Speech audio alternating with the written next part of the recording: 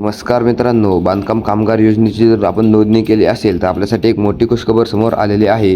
तर महाराष्ट्र सरकार आपल्याला अत्यावश्यक संच म्हणजेच इसेन्शियल किट आता देत आहे. तर ते कसं घ्यायचं आहे त्यासाठी आपण आजच्या व्हिडिओमध्ये बघणार आहोत.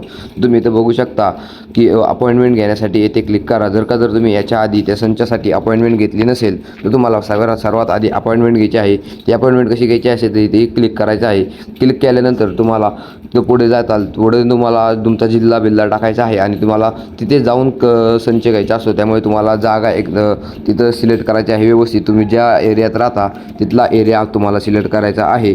आणि दुसरे म्हणजे तुम्ही याआधी अपॉइंटमेंट घेतली होती पण तुमचं झालं नाही तर तुम्हाला इथे MH नंबर टाकायचा आहे. जो तुम्हाला त्या रजिस्ट्रेशन नंबरवरती म्हणजेच तुम्हाला त्या फॉर्मवरती नंबर असतो रजिस्ट्रेशन नंबर किंवा MH नंबर, तो इथे तुम्हाला टाकायचा आहे आणि त्याच्यावरती OTP सेंड करायचा आहे.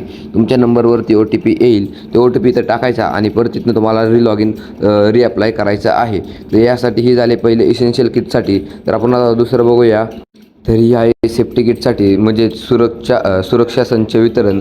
तर इथं सुरक्षा संच वितरणसाठी देखील सेम प्रोसेस आहे. तुम्हाला इथं जर तुम्ही पहिली यापूर्वी अपॉइंटमेंट घेतली असेल तर इथे क्लिक करा. जर तुम्ही याच्या आधी अपॉइंटमेंट घेतली होती आणि ते झाली नाही तर इथे क्लिक करायचं आहे तुम्हाला. आणि नवीन अपॉइंटमेंट घ्यायची असेल तर तुम्हाला इथे क्लिक करायचं आहे. तुम्हाला MH नंबर टाकून तुम्हाला OTP सेंड करायचा आहे आणि नवीन अपॉइंटमेंट घ्यायची आहे.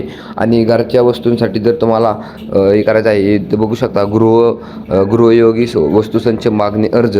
जर गृहयोगी घरातल्या वस्तूंसाठी अर्ज करायचा आहे तर तुम्हाला इथे क्लिक करायचं आहे. बघू शकता याआधी जर अपॉइंटमेंट घेतली आहे तर इथे क्लिक करा. आणि याच्यानंतर जर नवीन अपॉइंटमेंट घ्यायची आहे तर इथे बघू शकता इथे तुम्हाला कामगार अपॉइंटमेंट नंबर टाकायचा आहे, तुमचा रजिस्ट्रेशन नंबर टाकायचा आहे आणि रजिस्ट्रेशन नंबर टाकून सेंड OTP